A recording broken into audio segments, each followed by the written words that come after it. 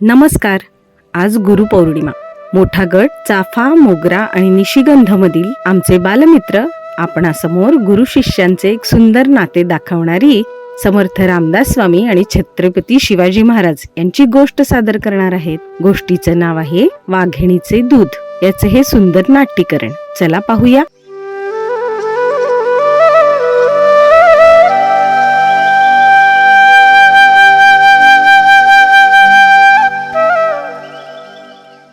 सज्जनगडावर समर्थ रामदास स्वामी यांचा एक सुंदर आश्रम होता. तिथे अनेक शिष्य विद्यार्जनासाठी म्हणजेच शिकण्यासाठी राहत असत. प्रभातकालीन समयी प्रत्येक शिष्य आपापली कामे अत्यंत प्रामाणिकपणे आणि आवडीने करत असे.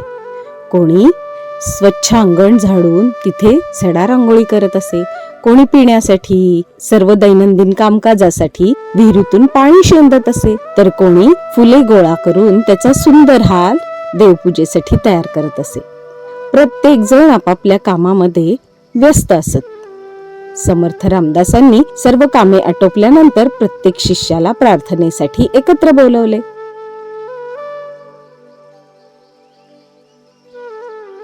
सकाळच्या परिपाठासाठी सर्व विद्यार्थी समर्थांजवळ आले. समर्थांनी सर्व शिष्यांना आज्ञा केली, चला एकत्रित प्रार्थना म्हणूया.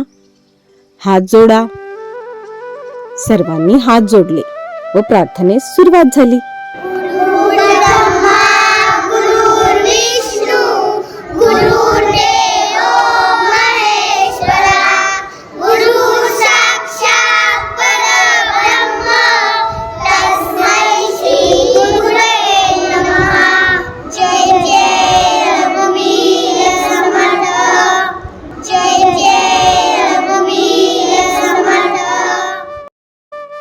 प्रार्थनेनंतर सर्व शिष्यांनी गुरुदेवांना वंदन केले व सर्वजण आपापल्या कामासाठी पुन्हा निघाले. पण आज थोडीशी गुरुदेवांची प्रकृती अस्वस्थ वाटत होती. थोडंसं पोट दुखत होतं. ही गोष्ट एका शिष्याच्या लक्षात आली. त्यांनी गुरुदेवांना विचारलं, गुरुदेव, आज आपली प्रकृती बरी नाहीये का? गुरुदेवांनी सांगितले, होय, आज थोडेसे पोट दुखतंय, थोडासा त्रास होतोय. शिष्याने विचारले, गुरुदेव, मी काही औषध उपाय शोधून आणू का? गुरुदेवांनी सांगितले की यावर एकच उपाय आहे, तो म्हणजे वाघिणीचे दूध.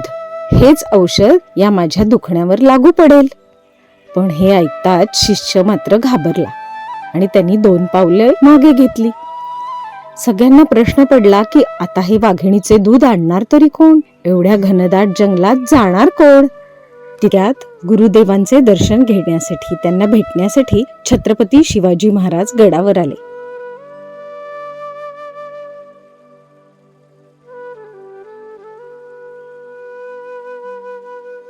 गुरुदेवांना पाहून त्यांनी गुरूंना वंदन केले.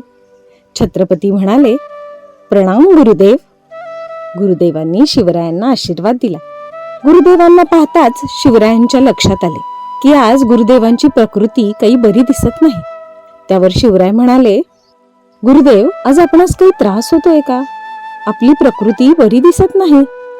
गुरुदेव म्हणाले, होय शिवराय, आज थोडासा त्रास होतोय, थोडंसं पोट दुखतंय. यावर शिवराय म्हणाले, मी आपणासाठी काही औषध आणू का? वैद्यबुवांना बोलवू का? गुरुदेव म्हणाले, नाही नाही, यावर एकच उपाय, तो म्हणजे वाघिणीचे दूध. पण हे वाघिणीचे दूध एवढ्या घनदाट जंगलात जाऊन जीवाचा धोका पत्करून आणणार तरी कोण? असे गुरुदेव म्हणतात. क्षणाचाही विलंब न करता शिवराय म्हणाले, गुरुदेव, मी आपणासाठी हे वाघिणीचे दूध आणतो. असे म्हणून गुरुदेवांना प्रणाम करून शिवराय त्या घनदाट जंगलाकडे निघाले. घनदाट अरण्यात काट्या कुट्यातून झुडपातून वाट काढत काढत छत्रपती त्यांच्या मावळ्यांसह निघाले. जंगली पशु पक्षी यांचा आवाज या कशालाही न घाबरता छत्रपती पुढे पुढे जात होते. तितक्यात एका झाडाझुडपात त्यांना हालचाल दिसली.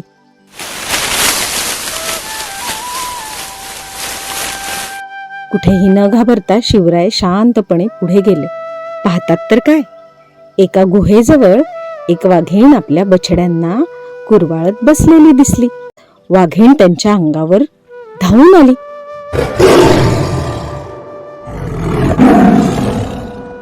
पण कुठेही न घाबरता अत्यंत विनम्रपणे शिवरायांनी तिला प्रणाम केला. शिवराय म्हणाले, प्रणाम माते. प्राण्यांबद्दल इतकी प्रेमळ भावना ठेवणारा व्यक्ती समोर आलेला पाहून वाघिणीला सुद्धा त्यांची दया आली व तिने त्यांचे बोलणे ऐकण्यास सुरुवात केली. शिवराय त्या वाघिणीस म्हणाले, माते, माझ्या गुरुदेवांची तब्येत बरी नाहीये. त्यांची प्रकृती आज थोडी अस्वस्थ आहे. त्यांचं पोट दुखतंय आणि त्याच्यावर एकच उपाय आहे. तो उपाय म्हणजे वाघिणीचे दूध. माते, तू मला तुझे दूध औषधी म्हणून देशील का? मी तुझे हे उपकार कधीही विसरणार नाही. यावर शिवरायांची ही प्रेमळ आणि गुरूंविषयीची ही भावना, कृतज्ञता पाहून वाघिणीला त्यांची दया आली आणि तिने स्वतःचे दूध शिवरायांना औषधी म्हणून दिले. शिवरायांनी पुन्हा एकदा विनम्रपणे त्या वाघिणीस प्रणाम केला व त्या वनराणीला सांगितले, वनराणी, मी तुझ्या या जंगलाचे रक्षण करेन. जंगली प्राण्यांना कोणताही त्रास होणार नाही याची काळजी मी घेईन. असे सांगून छत्रपती पुन्हा गुरुदेवांकडे येण्यास निघाले. इकडे गडावर गुरुदेवांना, सर्व शिष्यांना शिवरायांची फार काळजी वाटत होती. पण तितक्यात शिवराय वाघिणीचे दूध घेऊन गडावर आले. शिवरायांना पाहताच सगळ्यांना आनंद झाला. शिवराय गुरुदेवांना म्हणाले, प्रणाम गुरुदेव. हे घ्या वाघिणीचे दूध. याचे प्राशन करा, म्हणजे आपणास बरे वाटेल. गुरुदेवांना फार आनंद झाला. गुरुदेवांनी ते दूध घेतले व प्राशन केले. गुरुदेव अत्यंत प्रेमाने शिवरायांच्या जवळ आले. सर्व शिष्यांना एकत्र बोलावले. शिवरायांच्या पाठीवरून मायेने हात कुरवाळत गुरुदेव म्हणाले, शिवराय, धन्य धन्य तुमची गुरुभक्ती. शिवराय, मला तुमचा खूप खूप अभिमान वाटतो. गुरुदेव सर्व शिष्यांना एकत्र घेऊन म्हणाले, बघितलं का बाळांनो, गुरूंच्या आज्ञेचे पालन करण्यासाठी शिवरायांनी क्षणाचाही विलंब न करता स्वतःचा जीव धोक्यात घालून या घनदाट जंगलात जाऊन आपल्या गुरुदेवांसाठी औषध आणले.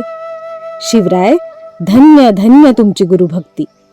गुरुदेवांनी सांगितले की जो गुरूंच्या आज्ञेचे पालन करतो तो निश्चितच आयुष्यामध्ये यशप्राप्ती करतो. शिवरायांना पुन्हा एकदा जवळ घेऊन गुरुदेवांनी आशीर्वाद दिला. शिवरायांनी नम्रपणे खाली वाकून गुरुदेवांना वंदन केले. सर्व शिष्यांनी गुरुदेवांना विनम्रपणे वंदन केले. जय जय रघुवीर समर्थ. जय जय रघुवीर समर्थ. धन्यवाद.